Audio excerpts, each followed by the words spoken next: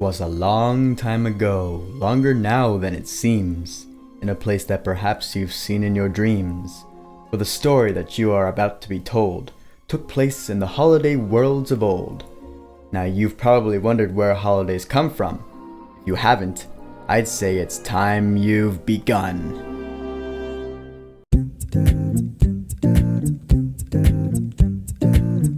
Tim Burton's The Nightmare Before Christmas. So The Nightmare Before Christmas is Tim Burton's 1993 masterpiece and the first movie of its kind. By that I mean it's the first feature-length motion picture to be entirely stop motion. And yes, I know that this movie was not directed by Tim Burton, he was the producer. This movie was directed by Henry Selick, who would later go on to direct Coraline, another one of my favorite movies. Oh yeah, of course this is one of my favorite movies, are you kidding me? But this movie really is Tim Burton's brainchild. This movie is actually based off of a poem he wrote, and he brought it to life with this movie. Where do I even begin to talk about a movie like this? How about we start with the setting? The setting?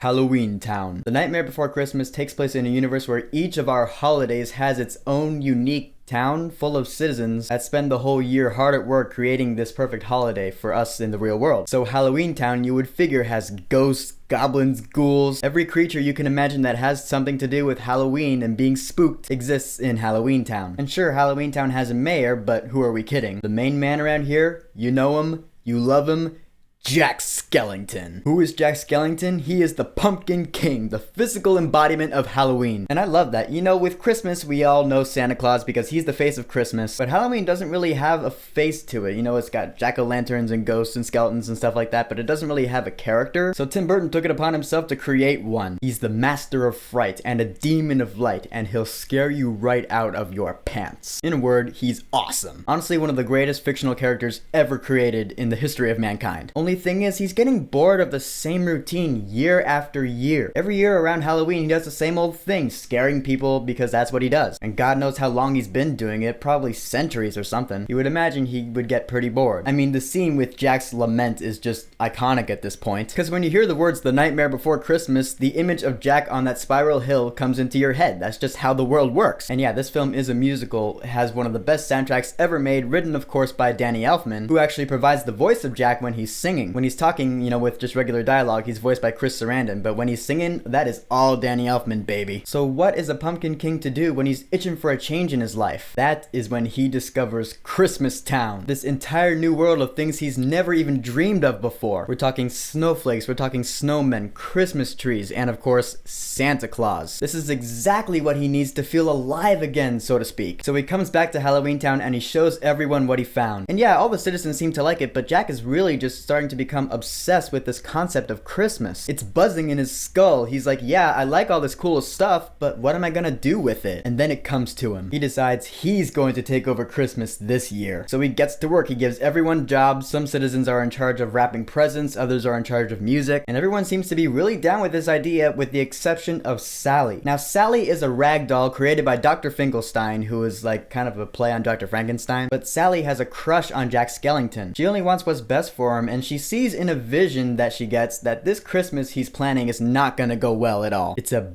big fatal mistake, and she knows it. She tries to warn him, but you know, he's not listening. Jack assigns her to create his Santa Claus outfit. So while all the citizens of Halloween Town are busy, hard at work making Christmas, Jack appoints Halloween's finest trick-or-treaters, lock, shock, and barrel, on a top secret mission. Kidnap Mr. Santa Claus. Which makes sense, you know, since Jack is going to be Santa this year, we can't have the real Santa going around causing trouble. So we need him here in Halloween Town. But these kids, lock, shock, and barrel, they are not up to any good. They do manage to actually go to Christmas Town, capture Santa Claus, bring him back to Halloween Town. So now everything is set for the new Santa Claus to take over. So Jack gets his wish. He flies up with his skeleton reindeer. The new Santa Claus is coming to town. Unfortunately, he's not doing the best job, is he? This is where his plan starts to go a little wrong. And by wrong, I mean it turns into a complete disaster. Because the gifts he's giving out to all the children are Halloween based. We're talking, you know, vampire teddy bears and killer wreaths. I love that thing. Bats and Christmas trees, giant pythons. Not the best Christmas ever. And it gets to the point where before the military gets involved and shoots him out of the sky. Jack's Christmas did not last that long, so now he's pretty much rotting in this cemetery, and what will become one of my favorite scenes in the movie, he regains his own Pumpkin King spirit with all these new ideas for Halloween. I am the Pumpkin King! Ha ha ha ha! I love that scene. It's just so triumphant. This is one of those scenes where you're like, yeah, Jack Skellington is just awesome. But we still gotta fix Christmas, so he goes back to Halloween Town to rescue Santa Claus. Where is Santa Claus? Oh, only in the lair of Oogie Boogie, aka the Boogeyman. And I love this take on the Boogeyman. You know, he's a jazz singer who runs his own casino-like lair where all like the little games are like death traps. I mean, it's just genius. So Oogie Boogie has Santa trapped in there. He's gonna kill him. Sally tried to rescue him, but she got caught. So now Oogie Boogie has Sally and Santa Claus. He's gonna kill them both. Luckily, we have Jack Skellington to the rescue. Oogie tries to lay all his traps on him, but Jack avoids each one of them because he's slender, he's tall, he slips in and out because he can, because he's awesome. Oogie Boogie's pretty careless though, because he jumps up onto that crane thing, but one of his strings comes loose, so Jack just pulls on that string and he just entirely becomes undone. My bags, my bags! And Oogie Boogie is defeated. Santa Claus is free, he gets out of there, and Christmas is saved in the real world. And all is right once again. Jack sees Sally now in a whole new light thanks to her bravery trying to rescue Santa, and the movie ends with them sharing a romantic moment atop the snowy spiral hill, and thus concludes one of the greatest movies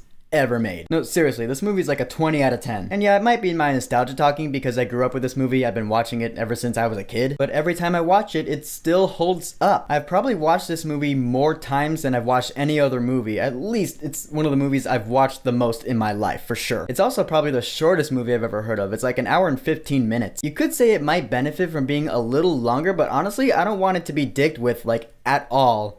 In any way. I mean, I already hate the fact that in 2006 they gave it that Walt Disney Pictures logo in the beginning of it. I'm like, no. It's a touchstone movie and it always will be. I do like watching it in 3D though. Yeah, in 2006 it was re-released in theaters in 3D. Oh yeah, of course I've seen it in theaters in 3D. It's like a special event. It's awesome. If you have a 3D Blu-ray player or a 3D TV, I definitely recommend buying Nightmare Before Christmas on 3D Blu-ray. Totally worth it because it is cool to watch in 3D. In fact, starting in 2010, I think it was, the El Capitan Theater in Hollywood started showing this movie in 4D every Halloween, which was like 3D plus like wind effects and lights and snow. I also went to see that and it was awesome. I mean, I was such a diehard fan of this movie. I've seen a whole bunch of stuff that's Nightmare related. I just got back from seeing the Boston Pops Symphony Orchestra play the score of the film live along with the film. True story. In fact, prepare to be blown away. Boom! That is the spiral hill used in the film. Yeah, bragging rights. It was at the El Capitan Theater in Hollywood. If you're ever in Hollywood, go see a movie there. Or if you're ever in Disneyland around Halloween or Christmas, go on the Haunted Mansion holiday because it is amazing. Tim Burton's The Nightmare Before Christmas is what I like to call a Tolsky classic, meaning it's one of the movies that my younger brother and I grew up on, and we pretty much know every single line in the movie, or at least like 90-95% of them. I will always have a spot in my heart for this movie. It's one of the greatest movies ever made. It's one of my favorite movies of all time, and it always will be for all eternity. So, Tim Burton's The Nightmare Before Christmas. Have you seen it? Because I know people who have told me that they have never seen it, to which I'm always like, alright,